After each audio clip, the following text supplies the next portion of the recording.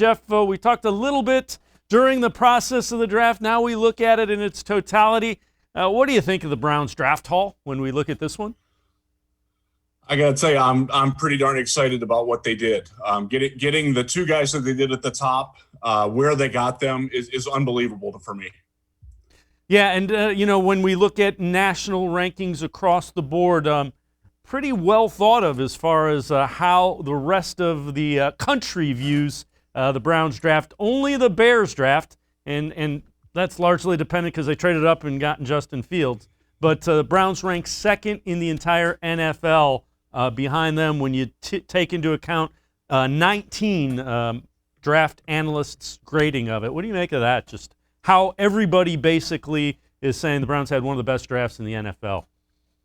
You know, it's great that you and I think that they did very well as people close to the situation, but when people that are doing this nationally and so consistent across the board, loved what the Browns did, loved how Andrew Berry attacked the draft, I think that speaks volumes to how well they've really done. You know, the national perception of this draft is very positive. It's again, only like you said, only the Bears did better, and I like what the Bears did too. Going up and getting Justin Fields is a brilliant move for them. The fact that the Browns outshined everybody else, that tells you the level of respect they have for how well the Browns drafted. Getting Greg Newsome at 26, who a lot of people didn't think was going to be there. Getting Owusu-Koramoah in the second round, when we weren't sure that he was going to be there at 26, getting him at 52, it's hard to argue that the Browns did anything but a stellar draft with that. And then the other thing is a lot of people made note of the fact that they needed a wide receiver with speed. And we'll talk a little bit more about Anthony Schwartz. They went out and got a wide receiver with a lot of speed.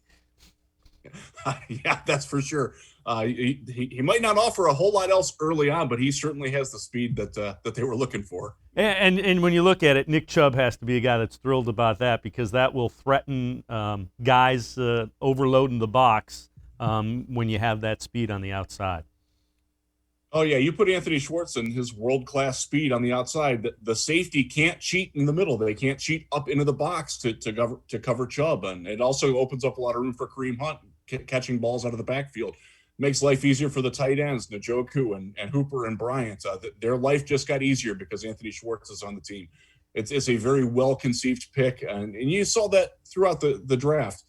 There was a plan. There was method to the madness for Berry. Every player has a distinct fit. I mean, even the late-round guys that might not play a lot. Tony Fields is going to play a lot on special teams. You know, the seventh-round pick, Felton, he's got a shot to win the return job right away. So even though there weren't necessarily job openings for them on the offense or defense, Berry still found a way to get useful guys that can play right away, and that's that just reinforces that the low end of the grade.